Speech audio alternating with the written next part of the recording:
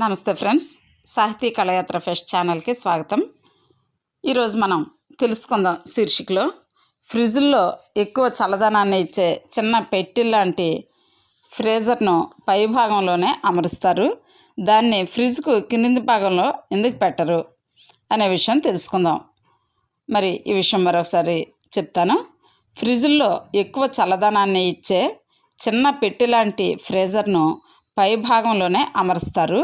దాన్ని ఫ్రిడ్జ్కు క్రింది భాగంలో ఎందుకు పెట్టరు అనే విషయాన్ని ఈరోజు మనం శాస్త్రీయపరంగా తెలుసుకుందాం.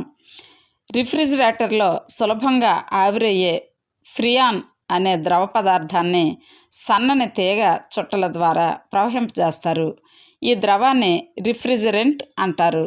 ఈ ద్రవం ఫ్రిడ్జ్లో ఉండే పదార్థాల వేడిని గ్రహించి ఆవిరిగా మారుతుంది. ఫ్రిడ్జ్లో చల్లదనాన్ని కలుగజేస్తుంది.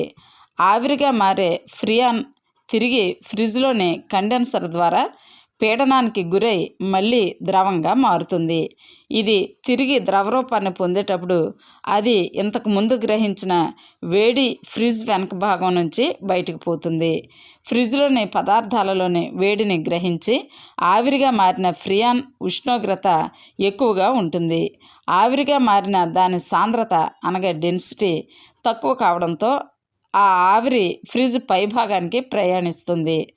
ఈ ప్రక్రియ వల్ల ఫ్రిడ్జ్లో చల్లదనం ఏర్పడి ఉష్ణోగ్రత 5 డిగ్రీల సెల్సియస్కు తగ్గుతుంది.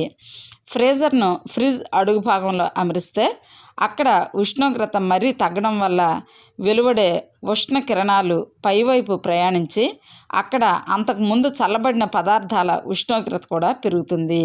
అందువలనే ఫ్రీజర్ను పైభాగంలోనే అమరుస్తారు. అక్కడ వెలువడిన ఉష్ణ కిరణాలు అక్కడి నుంచే బయటకు వెలువడతాయి. విన్నారు కదా ఫ్రెండ్స్. మరి ఈరోజు మనం తెలుసుకుందాం శీర్షికలో చక్కని శాస్త్రీయ అంశం. ఫ్రిడ్జ్లో ఎక్కువ చల్లదనాన్ని ఇచ్చే చిన్న పెట్టి లాంటి ఫ్రీజర్ను పై భాగంలోనే అమరుస్తారు. దాన్ని ఫ్రిడ్జ్కు క్రింది భాగంలో ఎందుకు పెట్టరో ఈ విషయాన్ని మనం తెలుసుకున్నాం. ఇలాగే అనేక ఆసక్తికరమైన విషయాలు శాస్త్రీయ విజ్ఞానంతో మీకు అందిస్తూ ఉన్నాం. మరి మా ఛానల్ మీకు నచ్చినట్లయితే తప్పనిసరిగా సబ్స్క్రైబ్ చేసుకోవాల్సిందిగా మనవి. అదేవిధంగా ఈ వీడియో నచ్చితే లైక్ చేయండి. Please like, share and subscribe. నమస్తే.